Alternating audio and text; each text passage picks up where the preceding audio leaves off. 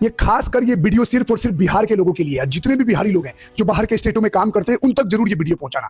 थोड़ा सा जुड़े रहो आप लोग, काहे कि बाबू हम बिहार के हैं, छपरा जिला, जाति पाति ना करे नहीं, हिंदुत्व के बात करे नहीं, और अगर जाति के जाना के चाहता था भैया भूमिहार हुई छपरा जिला के और हिंदू ही कट्टर। अब आगे बात बढ़ाते हैं। मैं ये बोलना चाहता हूं कि शर्म उरम है कि नहीं तुम लोगों को? मतलब ये बिहार चुनाव में तुम लोग किसको वोट दोगे, किसको नहीं दोगे? कुछ शर्म लाज बचाए तुम लोगों के पास? आज एक आपकी स्क्रीन पे फोटो दिख रहा है, ध्यान से देखो। राहुल गांधी के साथ कौन कौन से लोग हैं?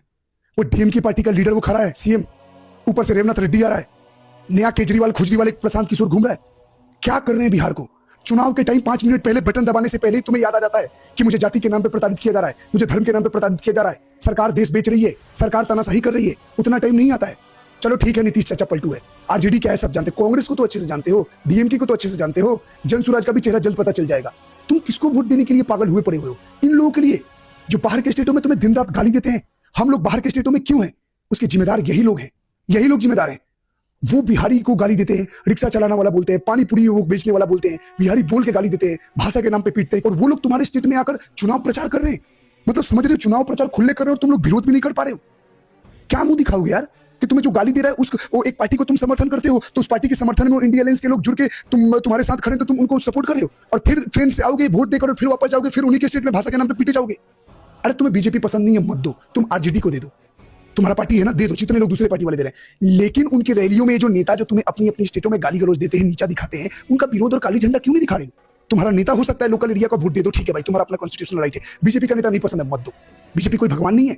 अभी करंट सिचुएशन में जो सबसे अच्छी पार्टी है उसी को दिया जा रहा है, कल इनसे भी अच्छी आएगी उनको देंगे, क्योंकि जिस नीति से हम सपोर्ट कर रहे हैं ये भी हमारा साथ नहीं दे रहे, हम हिंदुत्ववादी लोग हैं। लेकिन मैं पूछना चाहता हूं, जितने भी समाज के लोग हो, तुम विरोध क्यों नहीं कर रहे हो?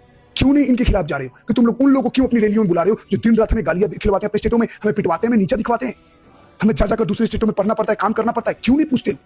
पार्टी विरोध में इतना अंधभक्त बीजेपी के नेताओं को और वोटरों को बोलते हो। तुम क्या हो? तुमसे बड़ा अंधभक्त कौन होगा?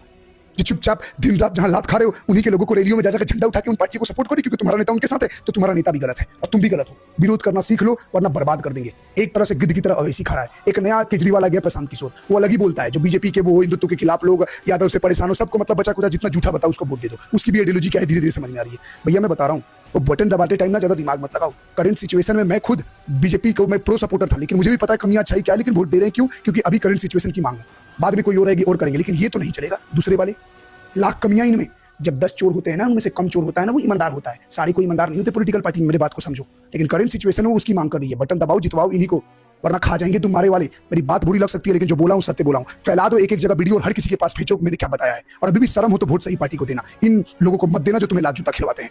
जय श्री राम।